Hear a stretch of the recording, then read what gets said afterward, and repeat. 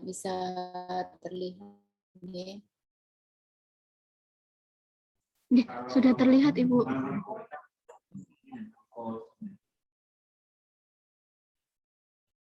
Sudah bisa terlihat. Sudah Ibu, sudah terlihat.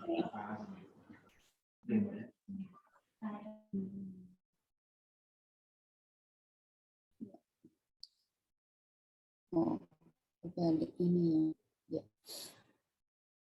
Baik, bismillahirrahmanirrahim. Assalamualaikum warahmatullahi wabarakatuh. Waalaikumsalam warahmatullahi wabarakatuh. Ya, alhamdulillahirrahmanirrahim.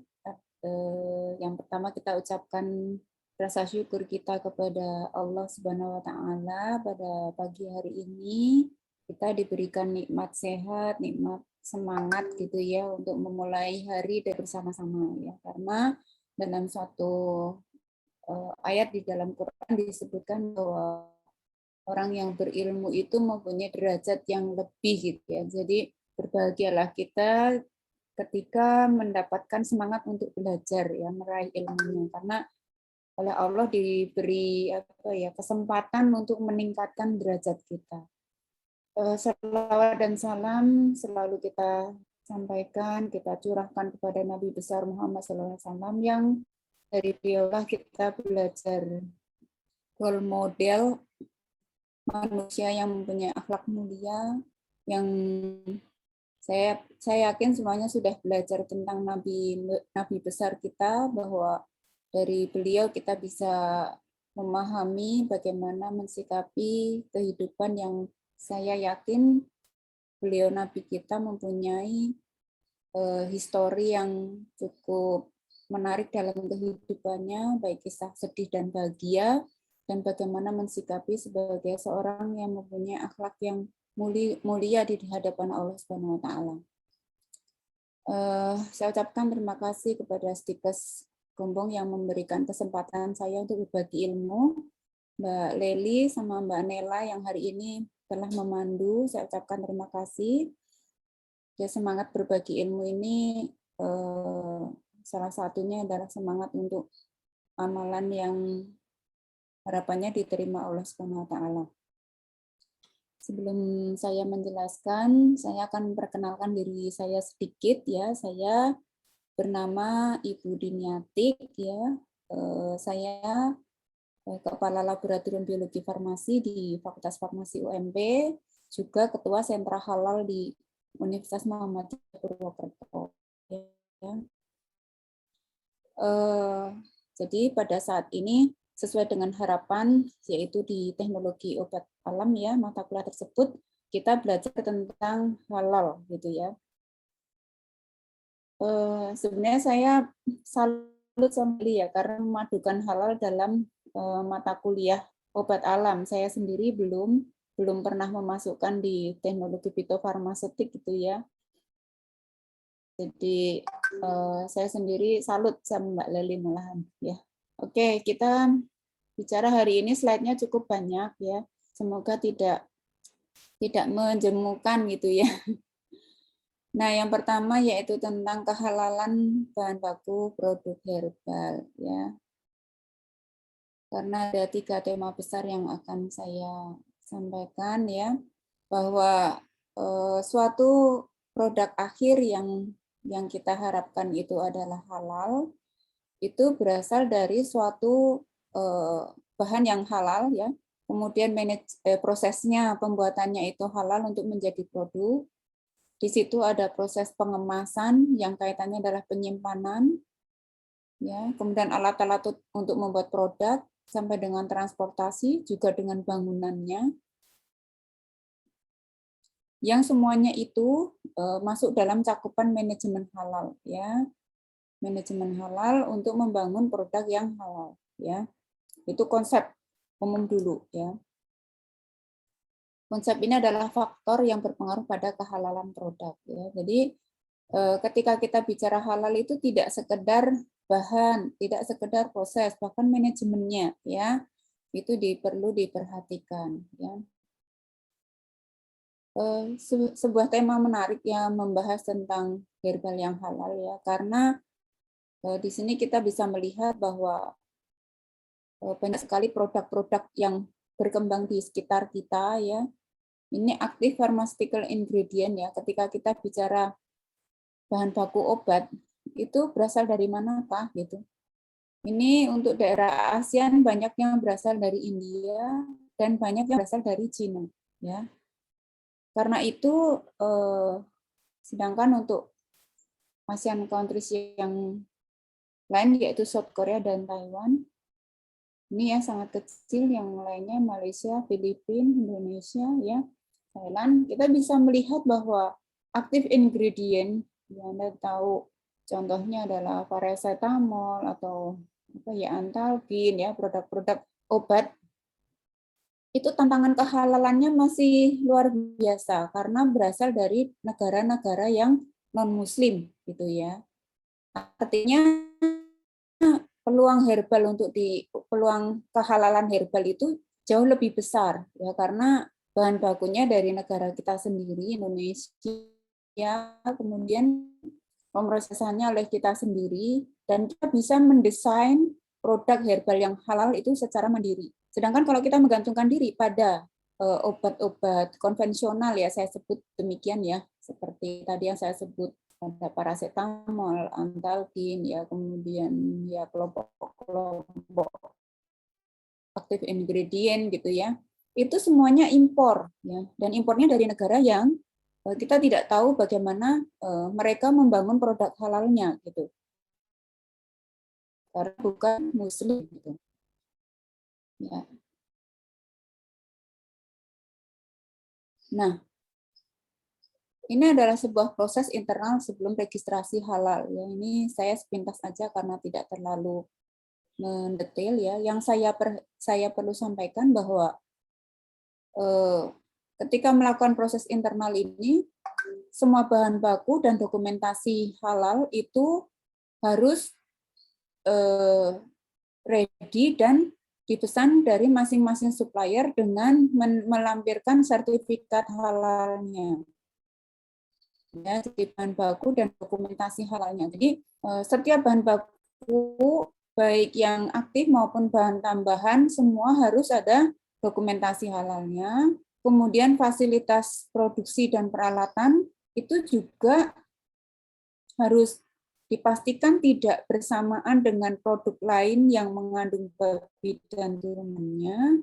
Kemudian fasilitas berbagi diperbolehkan jika tidak ada bahan baku babi atau turunannya di fasilitas yang didukung verifikasi dari semua pemasok raw material ya, bahan baku, dan harus ada proses pembersihan sebelum fasilitas digunakan untuk produksi bersertifikat halal. Jadi ini misalnya ada alat yang dipakai untuk produksi ya.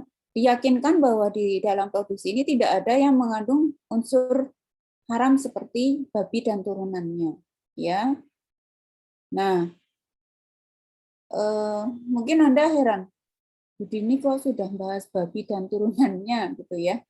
Ya karena nanti di slide berikutnya Anda akan melihat asam stearat ya, magnesium stearat. Stearatnya itu stearinnya dari babi apa bukan? Turunan babi itu banyak sekali ya. Nah, kalau di sini tidak ada proses yang kaitannya dengan babi, maka setiap kali mau produksi harus dipastikan proses pembersihannya. Ya, jadi pembersihannya harus bagus ya. Seperti itu. Kemudian mengatur standar sistem jaminan halal dan diawasi oleh quality control halal atau supervisor halal, yang di sini kita bisa sebut sebagai penyelia halal di dalam industri. Jadi di dalam industri itu ada penyelia halalnya. Ya, penyelia halal itu adalah orang yang mendampingi untuk memastikan bahwa setiap tahap atau proses produksi itu menggunakan SOP halal, ya, sehingga menjamin sistem jaminan halal atau SJH. Ya. Nah, ini kita sebut sebagai halal assurance management system. Jadi di industri itu ada ketua manajemen halalnya ya, seperti waktu kemarin Deksa Medika itu memberikan kuliah di UMP ya, saya walaupun temanya bukan tentang halal gitu ya, tapi saya bertanya tentang kehalalan ya. Saya bertanya apakah di Deksa itu, karena Deksa kan banyak sekali produk-produk yang diajukan kehalalannya ya. Saya tuh sudah baca banyak, semua bahan yang nabati, yang herbal itu sudah disertifikasi halal. Memang yang sulit adalah obat-obat yang tadi konvensional malahan, karena mereka berasal dari bahan baku impor. Ya, jadi untuk Deksa itu disampaikan kalau untuk yang bahan herbal itu justru sudah halal seperti itu ya. Tapi tentunya kita pastikan lagi setiap kali mau beli kita lihat logonya dulu baru yakin bahwa di situ sudah bersertifikasi halal ya. Baik, kita lanjutkan. Untuk dokumen pendukung halal ya. Yang pertama, raw material itu bahan baku, harus memiliki dokumen pendukung untuk membuktikan kehalalan. Apa itu? Gitu ya. Pendukung halalnya berupa sertifikat halal dari Lembaga Sertifikasi Halal Indonesia yang dulu itu masih LPPOM MUI. Sampai sekarang kita masih, kalau untuk data-data yang sebelum tahun ini itu masih menggunakan LPPOM MUI ya. Tapi kalau untuk sekarang itu sudah melalui Kementerian Agama ya, yaitu BPJPH ya. Atau lembaga sertifikasi halal asing yang disetujui ya, di mana daftar lembaga sertifikasi di seluruh dunia atau diakui oleh badan pemerintah halal kita yang namanya BPJPH atau dokumen pendukung lainnya ya, seperti sumber asal, diagram alir, pernyataan bebas hewan, kemudian COA ya, Certificate of Analysis, kemudian MSDS, Material Safety Data Sheet, kemudian spesifikasi juga di lembaga yang tersertifikasi halal ya, misalnya cek lab di LPPOM ya. Untuk sekarang masih LPPOM kalau untuk cek laboratorium ya. Nah, sehingga dari tadi pendataan standar bahan baku ya,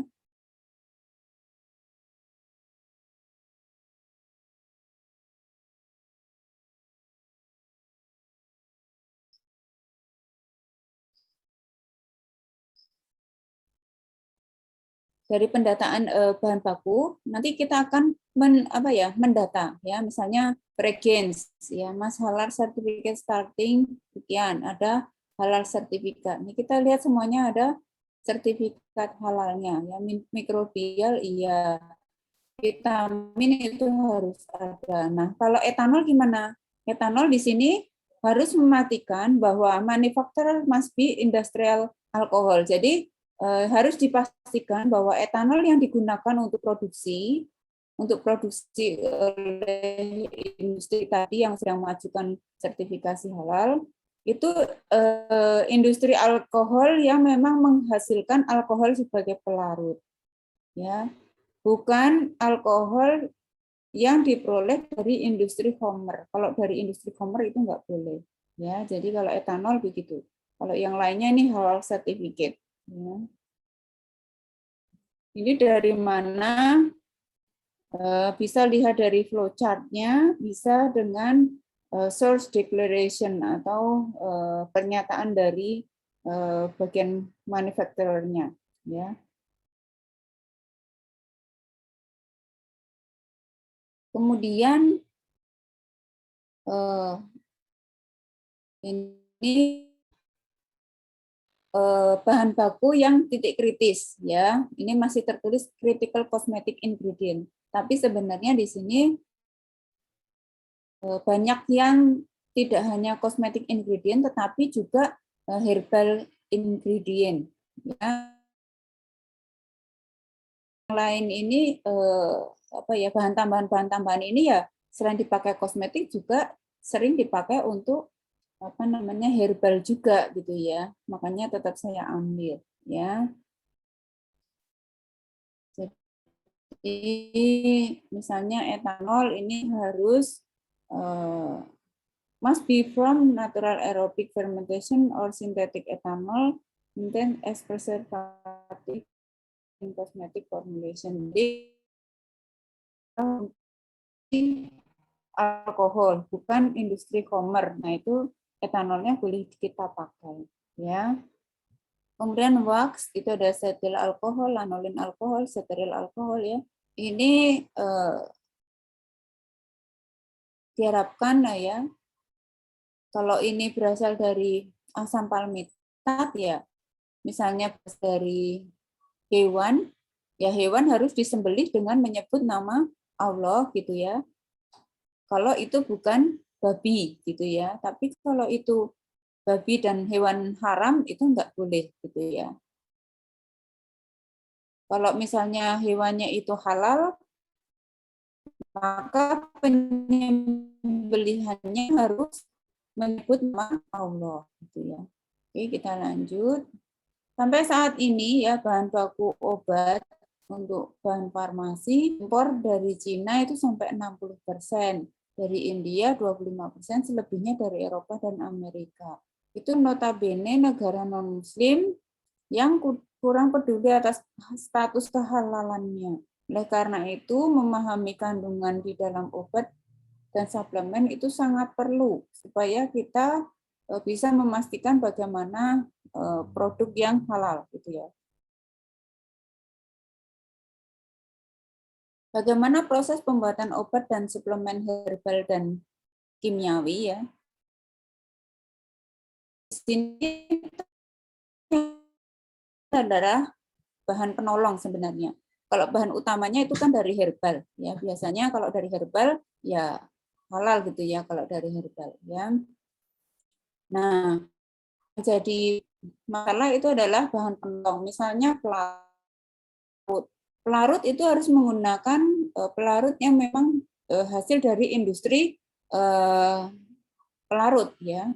Sebenarnya industri pelarut itu tidak hanya menghasilkan alkohol ya, tapi menghasilkan karena kalau difermentasi lebih lanjut, alkohol itu bisa membentuk asam asetat misalnya ya.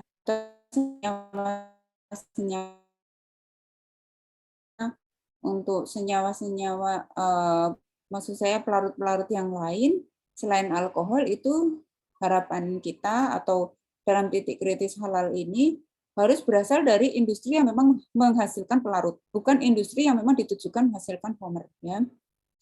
Kemudian tujuan dari pelarut itu digunakan adalah untuk melarutkan zat lain yang berupa padatan tanpa mengalami perubahan kimia. Jadi tujuan untuk mengekstraksi, ya tidak bertujuan untuk memabukkan atau memberikan efek yang negatif. Ya.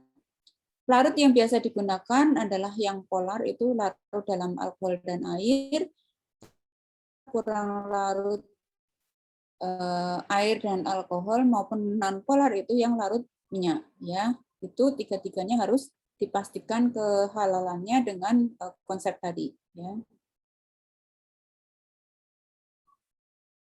Untuk bahan baku, ya kita lihat titik kritis haram obat dan suplemen ya. Bahan baku merupakan bahan utama pembuat obat dan suplemen. Ya. Bisa berasal dari hewani atau nabati. Kalau nabati berarti sudah aman gitu ya. Apabila bahan baku berasal dari babi serta turunannya atau hewan yang belum tentu halal ya, misalnya bangkai. Bangkai itu adalah hewan tersebut mati tanpa karena disebut nama Allah. Jadi secara syariat tidak masuk kategori halal ya. Maka sudah jelas produk yang dihasilkan pasti haram ya. Kalau kita nyebutnya misalnya ayam tiren kayak gitu ya. Kemudian adapun apabila berasal dari hewan halal, maka harus dipastikan bersumber dari hewan yang disembelih secara syar'i. Nah, ini tadi saya sudah sebut, kalau dari hewan yang halal, menyembelihnya itu syar'i. Gimana sih nyembelih secara syar'i? Yaitu menyembelih dengan memotong 4 saluran. Ya, 1 saluran pembuluh darah ya, yang vena, 1 pembuluh darah yang arteri, ya, kemudian 1 saluran nafas dan 1 saluran cerna. Jadi ada 4. Pembuluh darahnya ada 2, kemudian saluran cerna dan saluran pernafasan. Yaitu harus terpotong semua, jadi harus terpotong secara sempurna, gitu ya. Kalau belum sempurna, disempurnakan lagi boleh, ya, gitu. Nah, juga harus dengan menyebut nama Allah, ya, Bismillahi Allahu Akbar atau Bismillahirrahmanirrahim gitu. Kalau menggunakan alat pemotong yang otomatis, misalnya mesin, saat mesin itu mau mulai sudah dibacakan Bismillahi Allahu Akbar sampai itu mesin berhenti. Kalau listriknya mati, mau mulai lagi, baca lagi. Seperti itu, walaupun saat menyembelih ya mesin tadi sekali nyembelih itu langsung 1000 gitu ya. Itu dibaca sekali saja saat mulai gitu. Tapi kalau listriknya mati atau ada yang ngadat ya sampai mesin itu berhenti, bismillahnya diulangi gitu. Nah, kemarin ada diskusi kecil yaitu tentang bagaimana kalau tanduk ya, tanduk. Tanduk itu kan bisa diambil atau wool ya. Jadi masalah ini kalau kain gitu ya. Kalau wool gimana, Bu? Ya kalau wool atau kain wool untuk buat kain, kalau hewan tadi diambil dalam kondisi hidup malah tidak apa-apa asal tidak menyakiti. Kan kalau wool kan menyakiti ya, wool dari kambing ya atau tanduk gitu ya. Nah, justru masalahnya ketika diambil dari hewan yang mati ya. Kalau hewan yang mati maka harus dipastikan karena tadi hewannya halal harus dipastikan disembelih secara syar'i ya.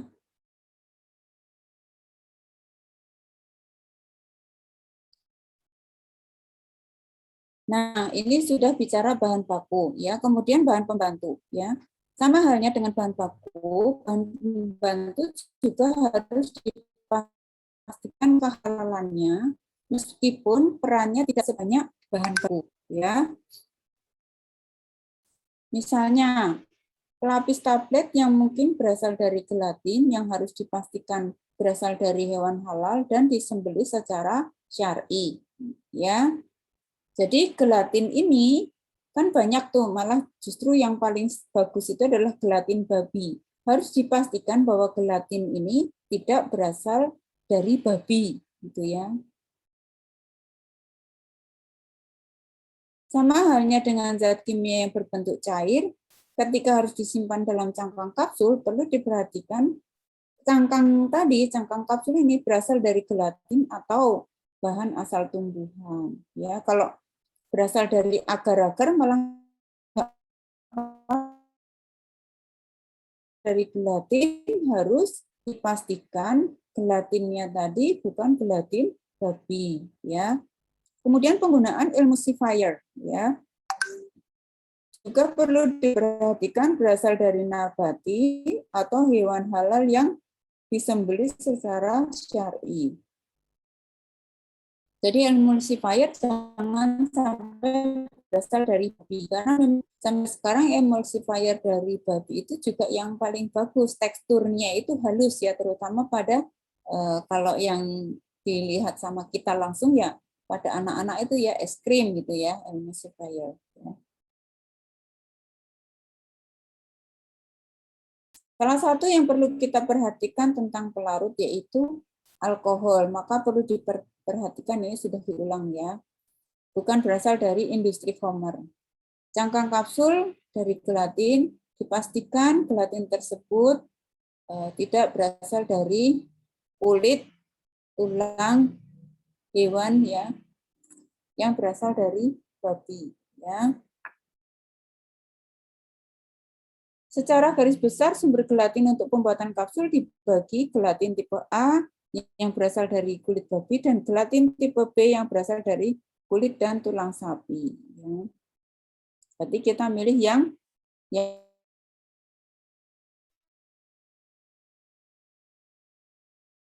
Kemudian proses produksi, ya. Selama produksi itu juga kalau untuk yang obat dan suplemen sintesis karena melibatkan reaksi kimiawi maka kecil terkontaminasi produk yang tidak halal. Tapi pada herbal proses ekstraksi sangat perlu diperhatikan kehalalannya, terutama jika berasal dari hewan. Harus berasal dari hewan yang halal. Selanjutnya kita membahas tentang titik kritis untuk bahan nabati, ya.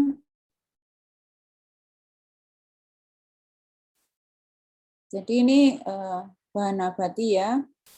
Kalau langsung lihat bagian itu malah bingung ya.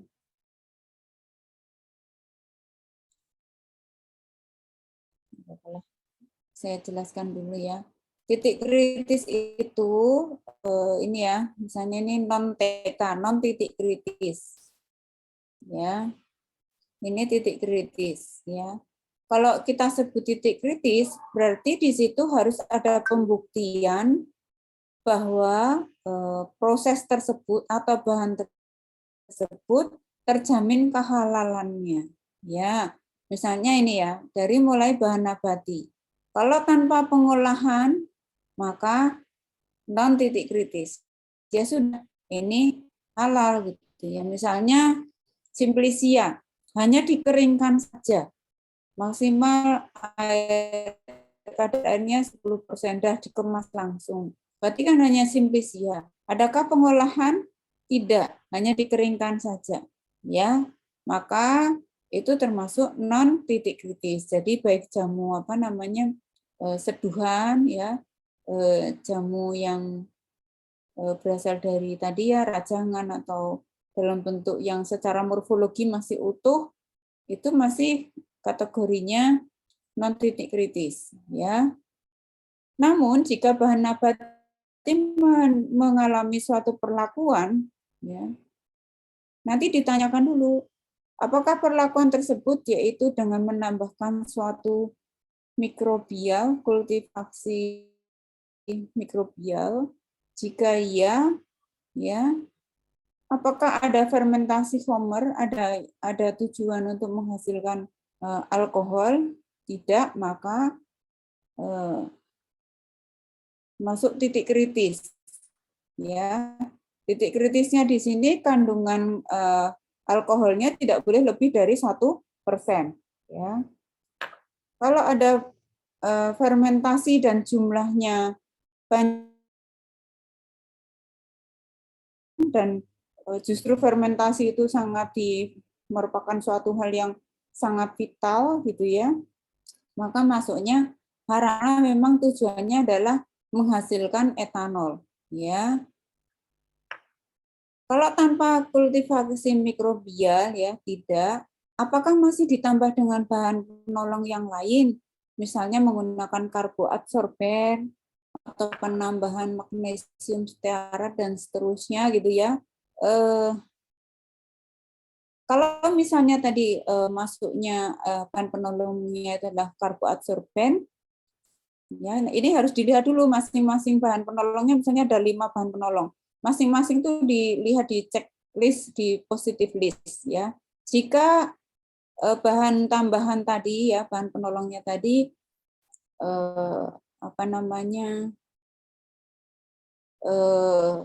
diragukan ya, misalnya karboadsorben, maka masuk titik kritis. Ya, kita harus lihat bahwa karboadsorben tadi berasal dari hewan yang halal. Ya, jika di sini bahan penolongnya itu tidak ditambahkan, maka non titik kritis. Berarti dari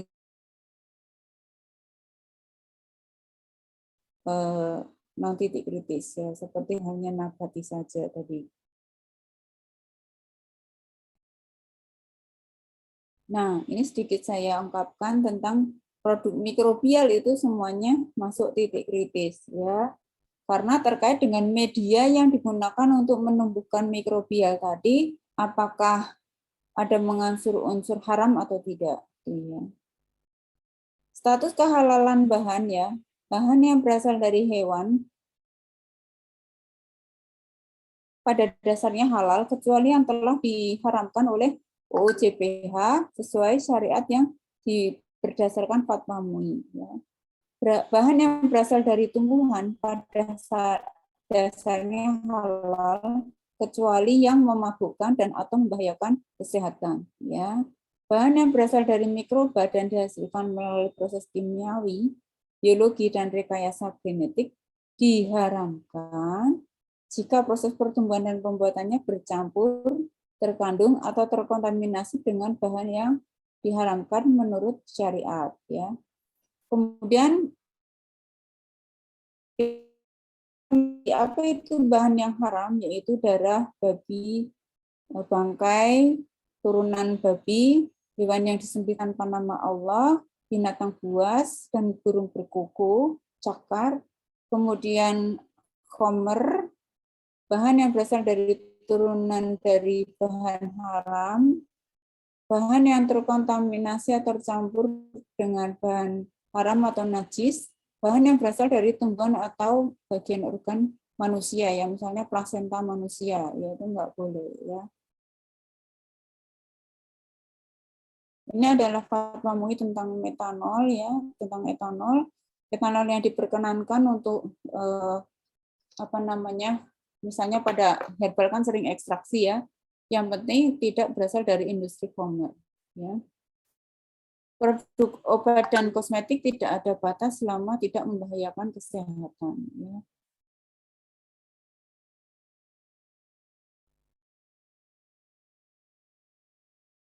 Nah, perlu diperhatikan nih, untuk dapat disertifikasi halal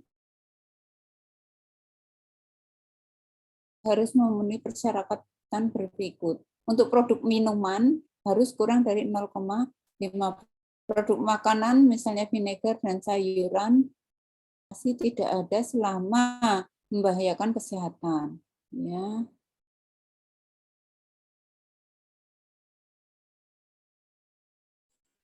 Nah, ini tentang alkohol ya, ada etanol, ada metanol. Yang paling sering dipakai di lab apa ya, Mbak dan Mas? Ada yang bisa jawab? Etanol. Ya, etanol. Kenapa yang etanol yang sering digunakan, Mbak?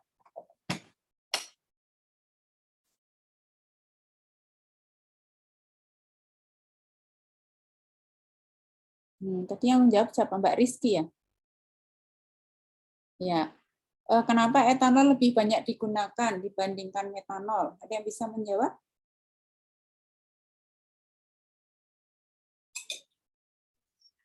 Tidak beracun dan tidak berbahaya, Bu. Cenderung lebih aman ya, tidak berbahaya dibandingkan metanol. Metanol bahayanya kenapa, Mbak?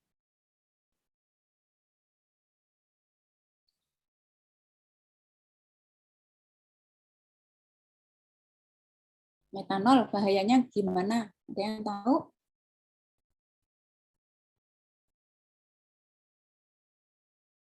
Ya, sangat berbahaya sehingga dia berwarna biru. Jadi kalau dikonsumsi itu bisa mengakibatkan kebutaan, kan gitu ya. Oke. Etanol malah sering ya dipakai untuk parfum gitu ya, yang penting tidak terhirup. Bahkan untuk perasa minuman, untuk pelarut obat, yang penting tadi ya tidak berasal dari industri farmer. Kalau untuk minuman ya, misalnya untuk obat gitu ya, tidak lebih dari kalau tadi MUI yang terakhir malah justru untuk minuman 0,5%. Ya. Di jurnal itu tertulis 1% ya kalau untuk yang ke arah obat. Oke. Alkohol adalah senyawa organik yang mengandung gugus hidroksil. Maaf ini baterainya low.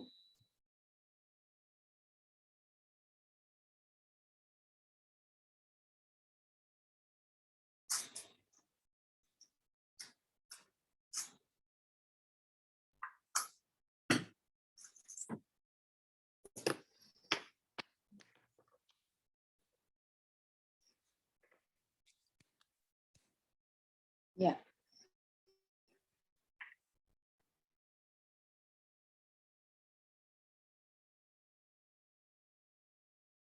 Ya, ciri khas alkohol sebenarnya alkohol itu adalah gugus fungsional ya, semuanya sudah tahu ya. Kalau etanol itu yang C-nya 2 ya, C2H5OH.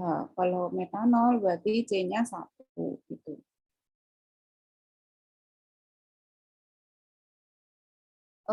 Tapi kenapa sibuk dengan alkohol ya?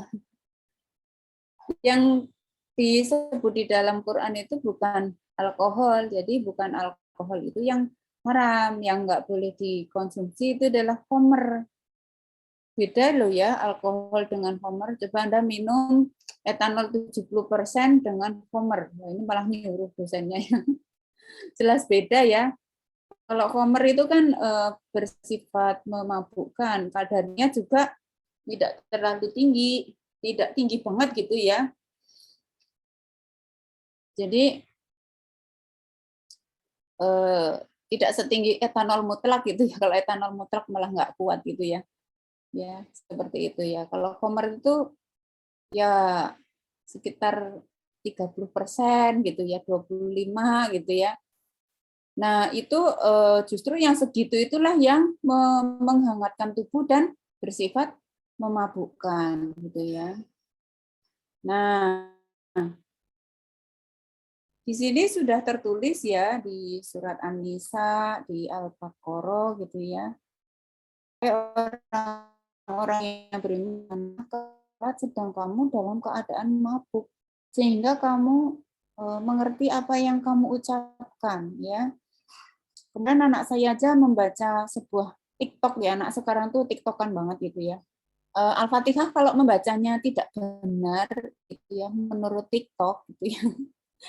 Itu menyebabkan sholatnya tidak khusyuk, justru mengundang yang tidak tampak seperti itu ya. Jadi kalau kita membaca surat kok grenyem-grenyem ya, tidak jelas ucapannya, itu akan mengakibatkan arti yang salah. Oleh karena itu memang tidak boleh kondisinya mabuk kok sholat gitu ya.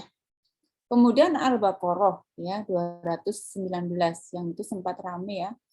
Mereka bertanya kepadamu tentang khamr dan judi. Katakanlah pada keduanya terdapat dosa besar dan beberapa manfaat bagi manusia. Tapi dosa keduanya lebih besar, ya, lebih besar dari manfaatnya. Ya, jadi artinya memang khamr itu yang tidak diperbolehkan. Termasuk yang terakhir, ya, orang-orang yang beriman sesungguhnya meminum khamr berjudi, mengundi nasib, perbuatan keji, dan termasuk perbuatan. Jadi memang yang tidak disarankan itu adalah khamr. Oleh karena itu, alkohol yang berasal dari industri khamr itu yang tidak boleh. Tapi kalau memang itu produsen solvent, ya misalnya itu salah satu untuk membuat alkohol kan misalnya menggunakan molase. Molase itu dari tebu ya, tebu dibuat jadi gula. Nah, sisanya itu ada apa ya namanya reaksi samping yaitu terbentuklah molase. Nah, molase inilah yang dibuat menjadi alkohol dan alkohol inilah adalah alkohol industri pelarut. Nah, itu yang diperbolehkan. Ya. Jadi kata kuncinya adalah khamr bukan alkohol, ya. Al-khamr bukan alkohol gitu ya. Nah, khamr sendiri artinya adalah sesuatu yang menutupi akal ya. Al-khamru artinya tertutup. Al-khamarahu berarti satara, berarti minuman keras ya. Setiap makanan minuman bisa menutupi menghilangkan akal pikiran disebut khamr. Setiap minuman yang memabukkan berarti khamr dan setiap khamr hukumnya haram. Setiap yang memabukkan berarti riwayat ya.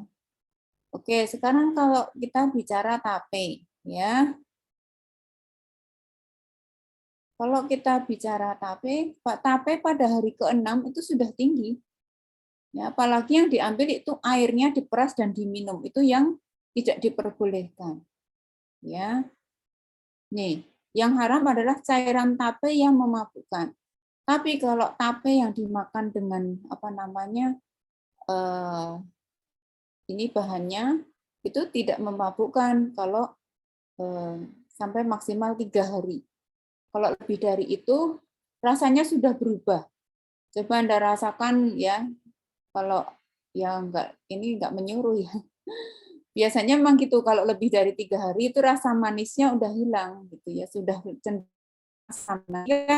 Reaksi lebih lanjut dari oksidasi gitu ya, dari sebuah proses fermentasi itu uncontrol, yang kita tidak tahu apa yang terjadi setelahnya gitu ya. Sebenarnya bisa di riset sih gitu.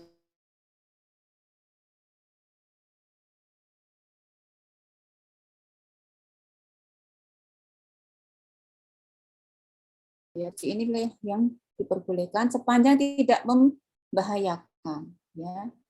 Haram jika membahayakan atau gharar, makanya pada produk farmasi tentang fatwa MUI sepanjang dan ada pernyataan dari ahlinya bahwa produk tidak membahayakan maka diperbolehkan.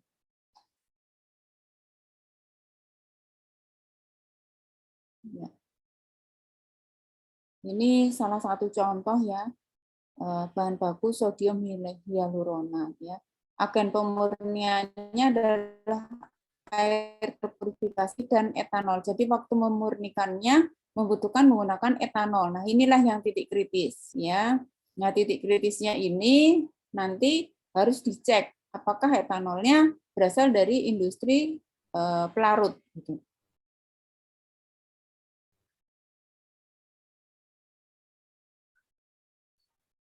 Ya, ini contoh dari suatu titik kritis mikrobial ya, sama dengan tadi ya.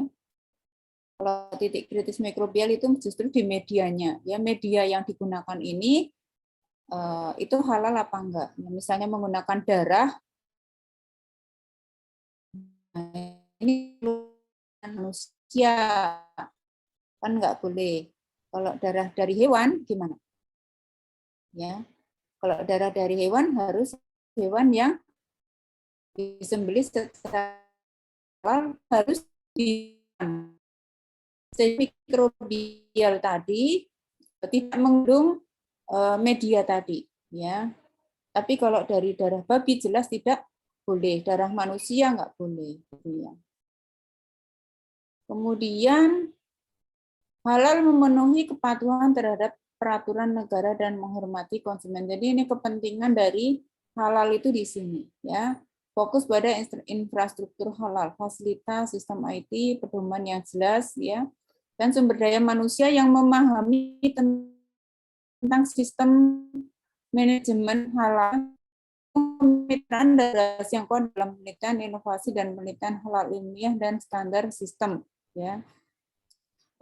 Kesederhanaan halal menuju pengawasan internasional dan berpedoman pada standar halal yang harmonis. Nah, ini adalah halal desain ya untuk memproduksi produk halal itu memang tidak hanya dari bahan, tidak hanya dari proses, tapi ada manajemennya ya.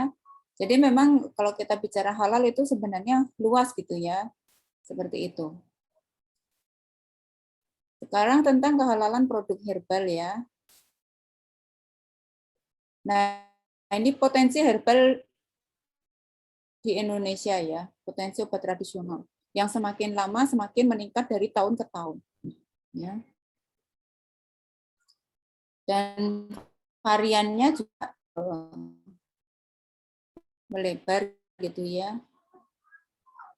Pangsa pasarnya juga dalam miliaran rupiah ya. Jadi sampai saat ini yang berusaha di industri obat tradisional masih tetap jalan ya, sampai sekarang jamu gendong itu masih ada, alhamdulillah gitu ya. Kemudian toko-toko jamu itu masih ada, industri jamu di Indonesia itu juga banyak ya, bahkan lebih banyak dibandingkan industri obat ya.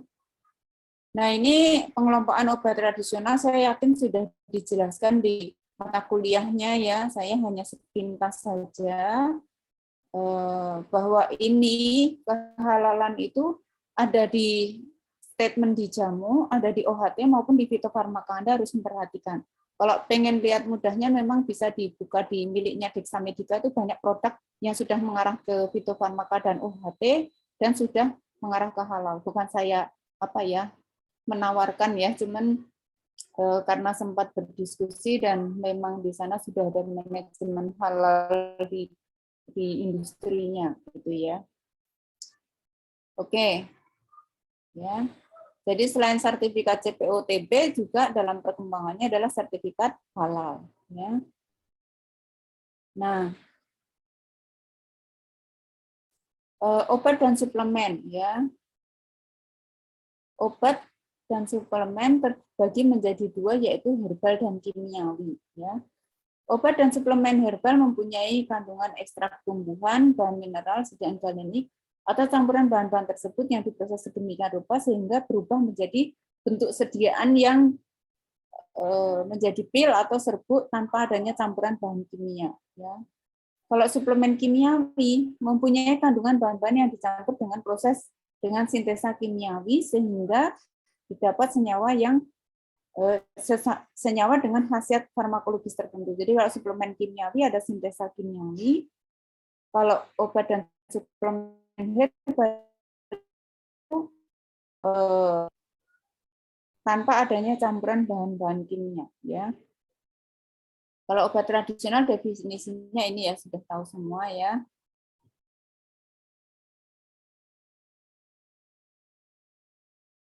Sini lagi ya. Jadi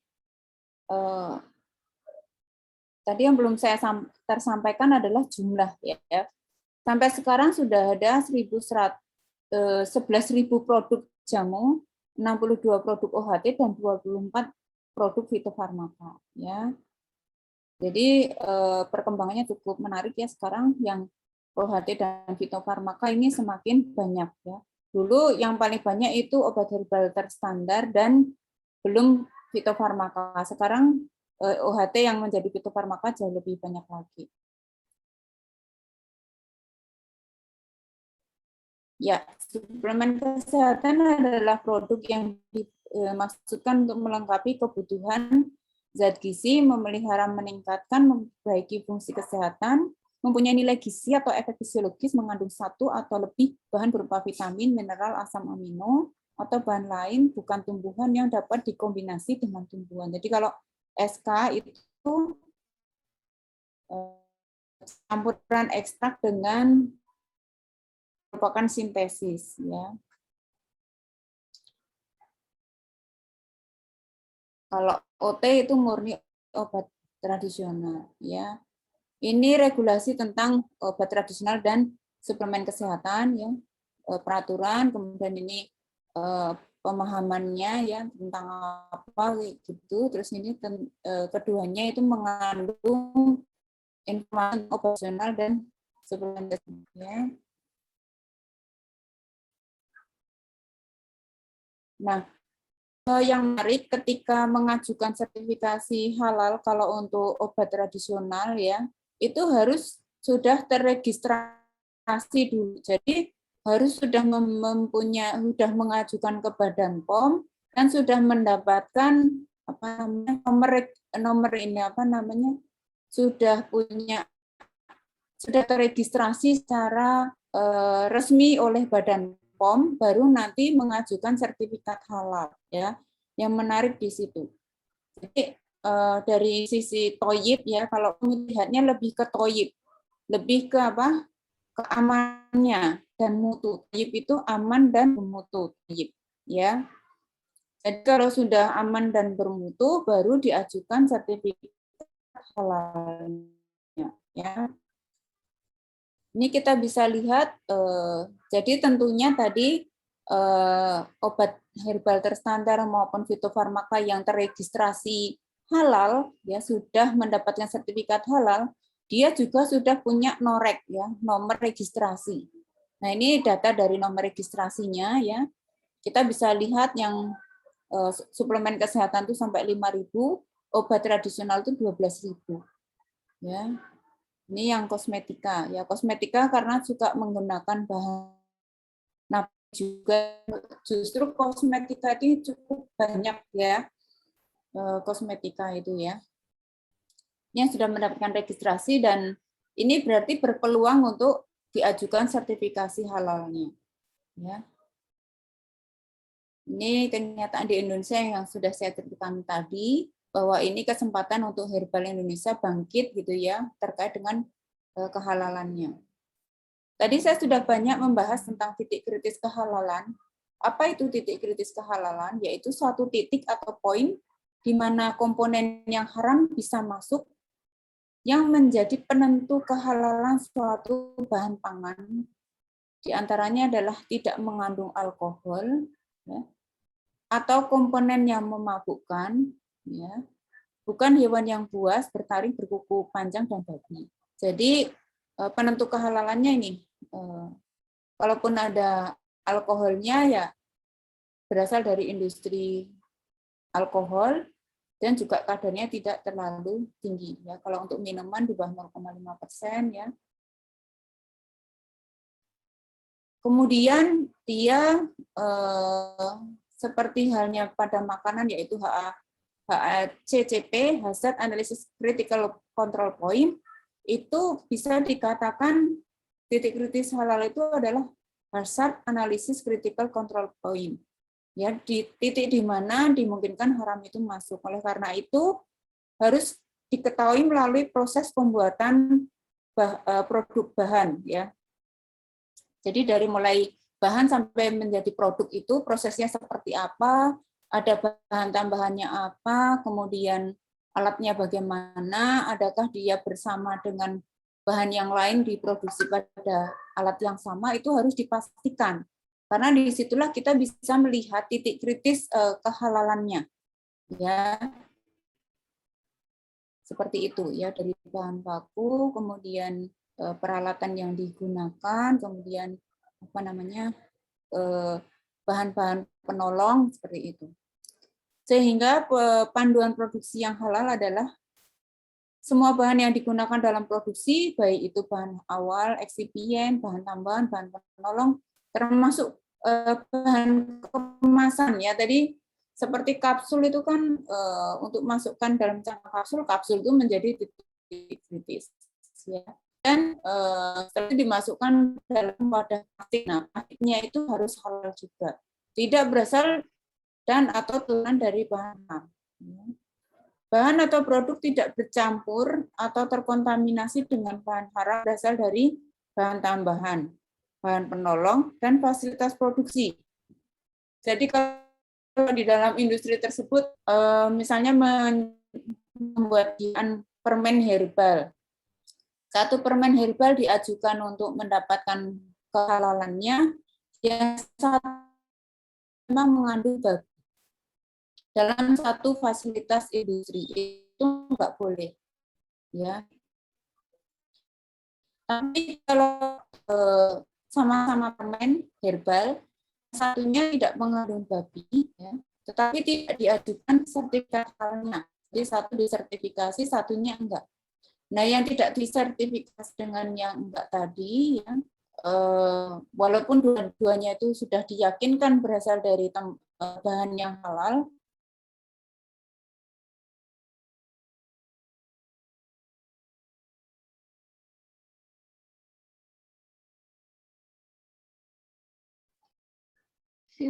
sinyalnya hilang, Bu Dini, mohon maaf.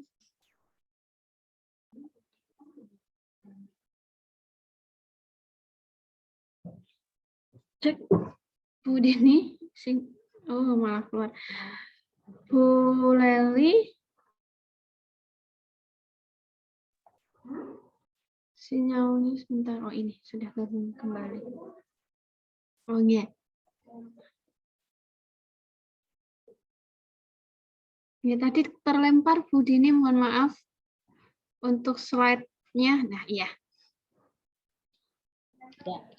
Maaf ini saya ganti ini apa namanya, ganti device nopo ya. Ganti wifi. Oh, tadi kan pakai.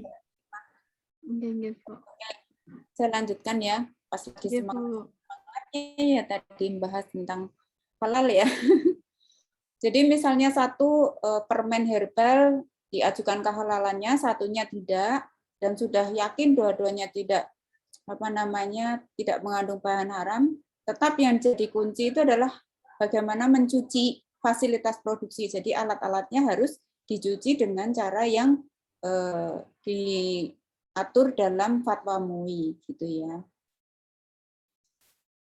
Kemudian kalau titik kritis kehalalan obat ya, harus memastikan kehalalan bahan aktif, bahan eksipien dan bahan penolong yang digunakan, ya ini ringkasannya ya. Memastikan fasilitas produksi yang digunakan spesifik untuk produk halal saja, memastikan tidak ada peluang tercampur dan terkontaminasi dengan bahan haram, terutama ini yang sering bermasalah itu bahan tambahan ya, misalnya emulsifier atau mungkin suspending agent ya, atau bahan-bahan seperti itu ya, bahan penolong ya, solvent ya,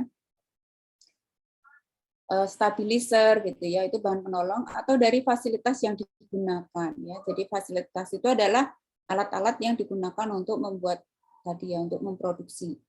Yang keempat, memastikan kehalalan bahan pengemas yang digunakan. Jadi bahan pengemasnya juga harus halal ya. Kemudian melakukan proses pencucian dan pensucian peralatan sesuai syariat ya.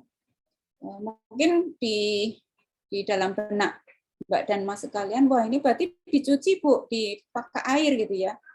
Waktu saya ikut pelatihan auditor halal itu sempat saya diskusikan gitu ya. Kalau misalnya alat yang cukup ditiup, nah itu dengan konsep debu ya. Jadi misalnya itu disemprot dengan angin ya, itu sudah bisa diterima juga sesuai syariat ya.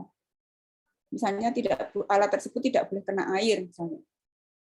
Kemudian yang keenam tentunya mempersilakan auditor halal untuk melakukan proses audit langsung terhadap prosesnya tadi waktu dilakukan visitasi lapangan ya, untuk memastikan bahwa prosesnya itu halal pada titik kritis yang sudah dipelajari secara dokumentasi oleh auditor halal. Jadi auditor halal itu kan menerima dokumen.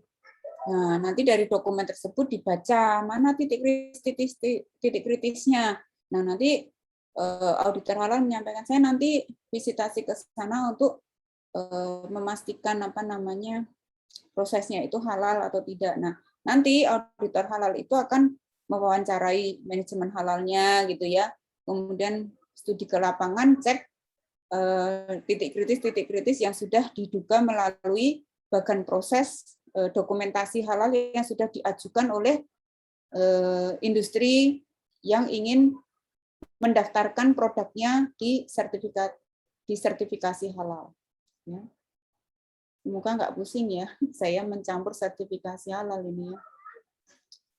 Kalau ini penelitian saya gitu ya, bagaimana mendesain produk dari bahan alam ya.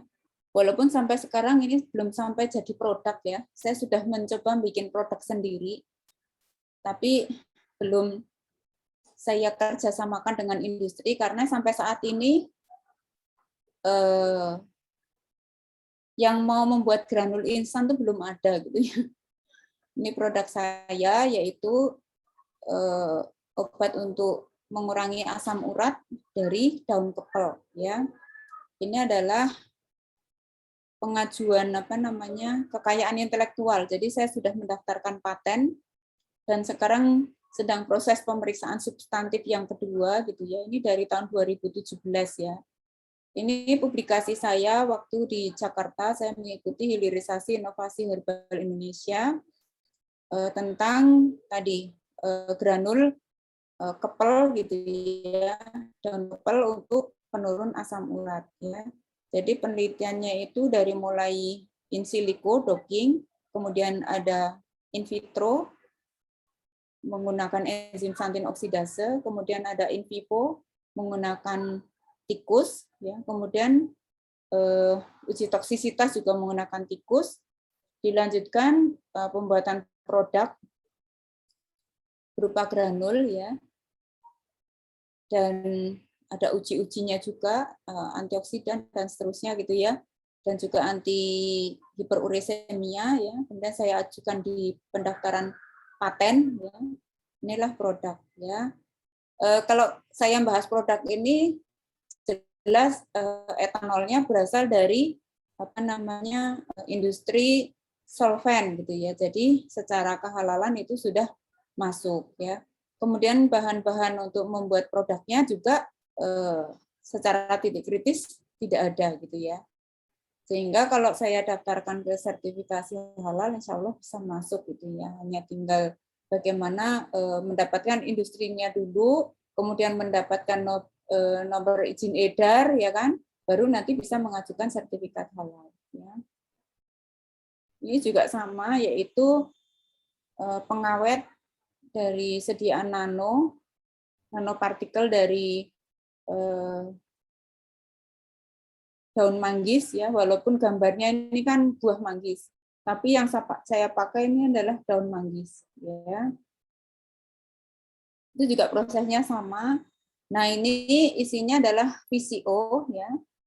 Nah, VCO ini kan berasal dari minyak ya. VCO itu kan minyak virgin coconut oil ya, minyak kelapa yang virgin ya, yang prosesnya itu bisa dibuat secara manual biasa, pengepresan, bisa juga dengan fermentasi dengan penambahan ragi ya, bisa juga dengan enzimatis ya. Saya kemarin melakukan penelitian dengan mahasiswa skripsi itu menggunakan kulit buah nanas ya untuk membuat VCO. Kemudian kalau menggunakan enzim dari nanas, dua-duanya mestinya halal kan ya, karena dari herbal semua VCO-nya gitu ya.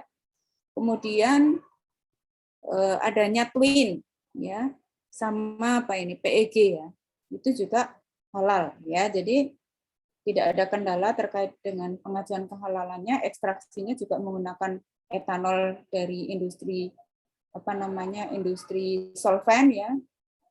Saya biasa pesan dari Betakem biasanya ya. Seperti itu ya. Ya itu tadi, kalau sudah dapat nomor izin edar baru bisa maju sertifikat halal. Ini juga prosesnya sedang pengajuan paten dan mungkin sekarang masuk ke pemeriksaan substantif karena saya ajukan per tahun 2019. Kalau paten saya tentang manggis, daun manggis sebagai pengawet itu sudah saya ajukan dari tahun 2015 dan sudah granted tahun ini ya, 2021, hanya sertifikat patennya belum turun ya, baru ada informasi granted. Jadi kalau kita melakukan penelitian herbal itu memang dari hulu sampai hilir sampai ke produk itu akan lebih jelas, apalagi kalau kita bisa meyakinkan kerunutan desainnya. Kalau desainnya itu herbal semua dan tahu titik kritis halalnya, maka kita bisa meyakinkan bahwa produk yang kita buat itu bisa dilakukan pengajuan sertifikasi halal dan bisa dipertanggungjawabkan kepada auditor. Tentunya terkait dengan alatnya nanti ya, kemudian sistem manajemen halal di industrinya. Jadi tidak lepas dari proses di industrinya, tidak hanya produknya tapi bangunannya dan seterusnya. Tadi saya sudah ceritakan lengkap itu ya. Seperti itu gambarannya. Semoga nggak membingungkan ya. Ini inovasi dan pengembangan obat herbal ya. Kalau ini kan kuliahnya teknologi obat bahan alam ya. Jadi ini mungkin sudah dijelaskan oleh dosen-dosen di mana di Muhammadiyah Gombong ya. Seperti ini end produknya ya. Nah, kalau kita ingin tahu produk obat-obat tradisional yang halal ya, sementara ini masih di halalnya milik MUI gitu ya. Sekarang datanya masih di sana ya. Nah, ini saya screenshot ya potongan-potongannya nih, produk dari Dexa nih ya, Stimuno nih udah masuk nih. Ini kelompok vitamin, ini sudah halal ini ya. Ini ada star folat ya, niacinamide ya. Kemudian enzim bioamilo ya, enzim papain ya. Kemudian kelompok jamu nih ya. Sudah ada ini sampai ke merek-mereknya dan ini nama perusahaan-perusahaannya. Jadi kalau mencantumkan ini kehalalan suatu produk itu tidak lepas dari industrinya juga, ya.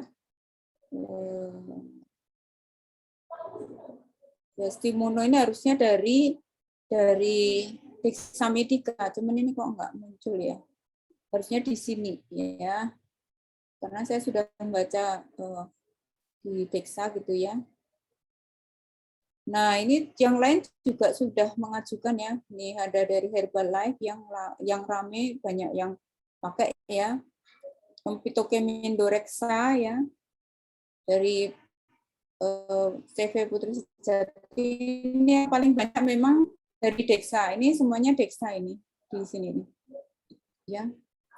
Kemudian ini dari orang tua ya, ada Kiranti Pegalinu, Kiranti Sehat Datang Bulan ya. Itu dari orang tua, industrinya namanya industri orang tua gitu ya. Kemudian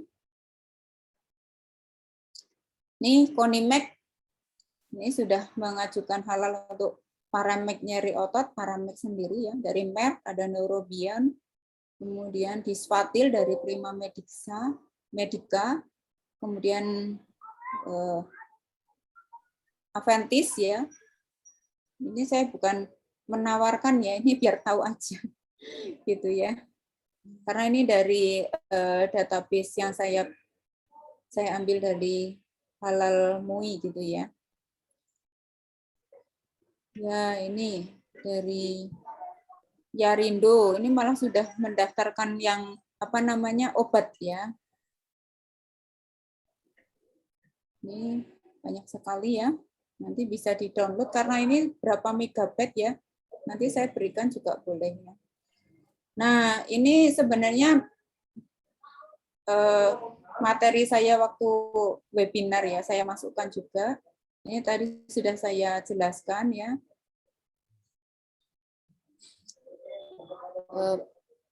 Yang ingin, ya ini mungkin akan lebih terlihat jelas ya seperti ini ya. Yang haram itu homer, kemudian ini ya, kalau yang dari hewan ini bangkai, darah, babi, hewan yang disembelih bukan nama Allah gitu ya. Nah ini alkohol tadi sudah saya tampilkan di depan ya. Nah ini yang mau saya sampaikan ya. Ini contoh homer ya. Jadi biar tahu yang nggak boleh itu yang seperti ini ya. Homer, bir ya. Ini nggak boleh ya. Ini saya masukkan biar kalian tahu aja ya. Nah yang ingin saya tunjukkan itu adalah hati-hati dengan tradisionalnya ya. Ya. Tradisionalnya itu ini termasuk makanan yang ditambahin dengan mirin, itu juga nggak boleh nih. Arak Jepang tuh ya. Ini itu nggak boleh, ini juga haram ya. Rum ya. Nah, ini yang jadi masalah ini. Minuman tradisional beralkohol khas Indonesia, Sopi. Itu nggak boleh. Ya. Harus hati-hati. Jadi kalau sudah dalam bentuk minuman itu kan nggak boleh, ya. Dari fermentasi eno atau aren, ya. Nah, misalnya ini dipakai untuk pelarut, ekstraksi itu nggak boleh, ya. Karena ini memang homer. Terus ini tua, ya. Sari yang keluar dari bunga aren, ya. Ini kandungannya 8%. Kalau tadi Sopi itu berapa persen? Enggak muncul ini. Ini kita lanjutkan. Arak Bali atau Brem Bali ya. Itu sampai 30-50% ya. Kemudian Balo ya, dari Sulawesi Selatan. Kemudian Swan Srai ya, 20-30% juga cukup tinggi. Ya, dari daerah Biak ya. Kemudian cap tikus dari Minahasa. Ya, kadarnya sampai 40%. Mirip dengan Sopi ya, yang ada di Flores karena bening banget kalau yang Sopi itu ya. Kemudian Lapen. Ini Lapen itu dari Jogja bahkan sampai 80%. Nah ini, ya. Jadi yang nggak boleh nih, wine vinegar, rice vinegar, balsamic vinegar, cider itu vinegar sendiri, makanan yang dibumbui dengan wine, arak, angciu, anggur obat, ya kadang membuat beras kencur itu dicampur dengan vinegar gitu ya. Kolesom itu nggak boleh semua. Ya. Nih, anggur ketan hitam, ya, minuman beralkohol, anggur kolesom, anggur tua, anggur merah, ya. Ini diproduksi oleh orang tuanya. Oke. Kemudian ini gula, ya. Gula itu gimana kalau gula? Gula itu berasal memang dari tebu atau bit, ya. Nah, yang titik kritis itu karbon aktifnya. Nah, karbon aktif yang berupa arang aktif itu berasal dari yang halal apa enggak? Misalnya berasal dari tulang babi, enggak boleh ya. Misalnya dari tulang babi gitu ya. Jadi harus berasal dari hewan yang disembelih sesuai syariat. Kemudian ada anti kempal, ya. Asam lemaknya ini asam lemak dari hewan babi apa bukan, gitu ya. Kemudian minyak goreng, ya. Asal bahan nabati, logikanya kan halal, tapi pengolahannya gimana? Misalnya ada tambahan beta karoten, ya. Kalau beta karotennya itu berupa vitamin A, ya. Dia yang tidak stabil, kemudian bahan stabilnya itu berasal dari babi, gelatin babi, maka tidak boleh. Kemudian karbon aktifnya itu berasal dari babi juga tidak boleh, ya. Apalagi minyak jelantah asalnya, minyak goreng berasal dari minyak jelantah. Nah, dipakai untuk menggoreng apa? Jangan-jangan dipakai untuk menggoreng babi. Nah, ini juga bermasalah gitu ya. Jadi ini titik kritis nih 3 ini. Kemudian ya itu saya kira cukup ya kuliah saya. Sampai di sini mungkin ada yang mau ditanyakan, silakan. Semoga nggak bingung ya. Yang dibahas banyak ini gitu.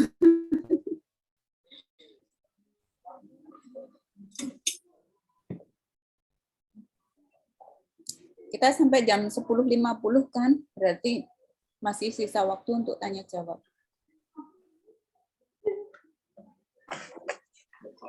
Mohon maaf Ibu, Elinur Hasanah izin bertanya. Ya, sembari saya catat ya, nulis pakai kertas. Hah? Saya mau masuk. Bentar. Saya mau. Assalamualaikum Bu Dini, mohon maaf. Ya.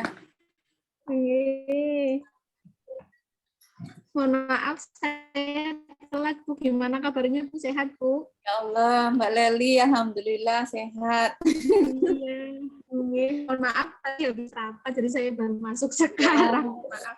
Sudah selesai nggih Bu nggih? Iya, sudah selesai materi, ini mau diskusi. Iya, alhamdulillahirrahmanirrahim. Terima kasih Bu Dini sudah berkenan mengisi kuliah tamu untuk mahasiswa kami di Universitas Muhammadiyah Gombong. Ketemu lagi nih Bu, walaupun lewat Zoom, alhamdulillah. Alhamdulillah masih bisa ketemu wajah segarnya nih. Harus semangat Mbak Leli. Iya, pasti Bu, pasti. Iya, monggo dilanjut Ibu. Tadi ada mahasiswa yang bertanya, mungkin Mbak Eli Hasanah ya. Silakan Mbak Eli, dilanjut sama Bu Dini. Oke. Ya, silakan Mbak. Assalamualaikum warahmatullahi wabarakatuh. Saya izin bertanya, setelah produk disertifikasi halal, itu biasanya produk tersebut tidak terus-menerus dipantau oleh LPPOM MUI. Bagaimana jaminan kehalalan produk tersebut? Karena bisa saja ada oknum dari perusahaan obat yang nakal. Begitu, Bu. Terima kasih. Ya, pertanyaannya sangat menarik ya dan sangat smart gitu ya. Jadi dulu sertifikasi halal itu hanya berlaku 2 tahun, Mbak. Untuk sekarang sertifikasi halal itu berlaku 4 tahun dan itu harus diresertifikasi. Kalau resertifikasi berarti harus ada perpanjangan sertifikasi itu kan mestinya akan menyampaikan dokumen-dokumen yang harusnya sesuai dengan kondisi real, gitu ya. Nah, itu salah satu mekanisme untuk menjaga kehalalannya. Yang kedua, sudah ada pengikat di undang-undang ya, bahwa ketika mengajukan sertifikasi halal, maka dia wajib mencantumkan label halal pada produknya. Nah, kalau mencantumkan label halal pada produknya, maka dalam setiap produksi harus mengikuti apa yang sesuai dengan apa yang diajukan waktu dokumentasi pengajuan sertifikat halal. Jadi ibarat orang janji ya Mbak ya. Jadi misalnya setiap produknya kan dikasih label halal. Kalau dia bismillah mencantumkan, dia harus menjamin bahwa setiap produk yang ada label halalnya yang dia buat dari batch ke batch, saya sudah pada tahu ya setiap batch itu berapa misalnya ya, dari batch ke batch itu harus mengikuti SOP halal, ya, 2 itu. Yang ketiga, dalam pengajuan sertifikasi halal itu kan sudah ada manajemen halal yang biasanya diketuai oleh pemilik perusahaannya itu sendiri. Nah, si pemilik perusahaan itu sendiri sudah harus mengikuti pelatihan tentang sistem jaminan halal, ya. Dan dia itulah yang akan mendidik karyawan-karyawan yang ada di bawahnya untuk mengkondisikan manajemen halal di seluruh industrinya. Jadi dia punya kewajiban untuk memberikan pelatihan dan ada aturannya ya. Jadi untuk top manajemen itu harus berapa setahun sekali atau berapa tahun sekali, dan seluruh karyawan itu harus sudah pernah mengikuti gitu ya. Oleh karena itu saya sampaikan tadi, waktu pengajuan sertifikasi halal itu tidak hanya melihat bahannya, tidak hanya melihat dokumen-dokumen, tapi juga melihat bagaimana manajemen halal di dalam industri. Sampai dengan karyawan-karyawannya itu berapa kali dia mendapatkan pelatihan tentang halal. Ya.